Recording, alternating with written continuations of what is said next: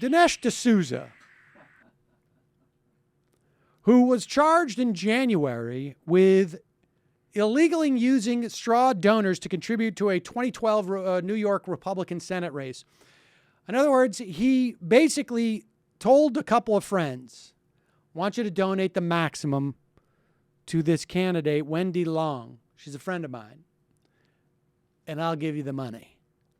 But I need to use you as fronts so that I get more money into her coffers. His lawyer, Benjamin Brofman, has said the donation was an act of misguided friendship.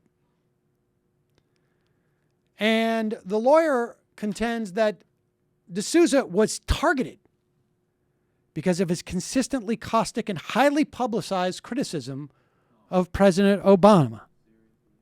Now, Preet Bharara, the U.S. attorney in Manhattan, did not comment. But in papers it filed with the court said the claim was entirely without merit. D'Souza's illegal action came about because of review by the FBI's New York office of campaign filings of both parties for the seat held by Senator Gillibrand. They found that initially D'Souza donated $10,000 to the Long campaign.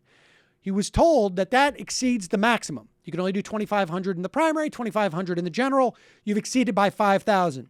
So in an amended form, D'Souza wrote that my wife actually gave the other $5,000.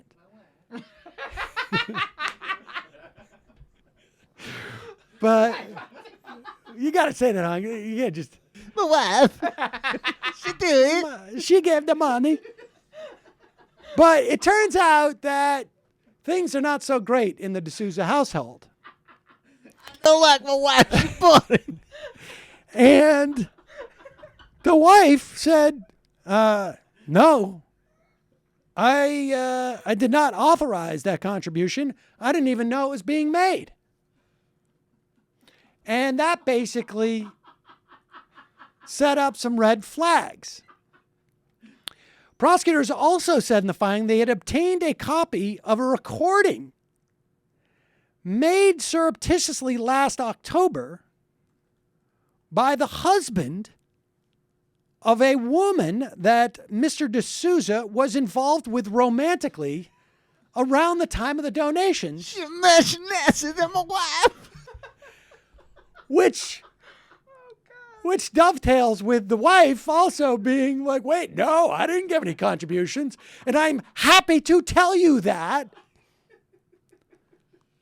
because I'm separated from my husband.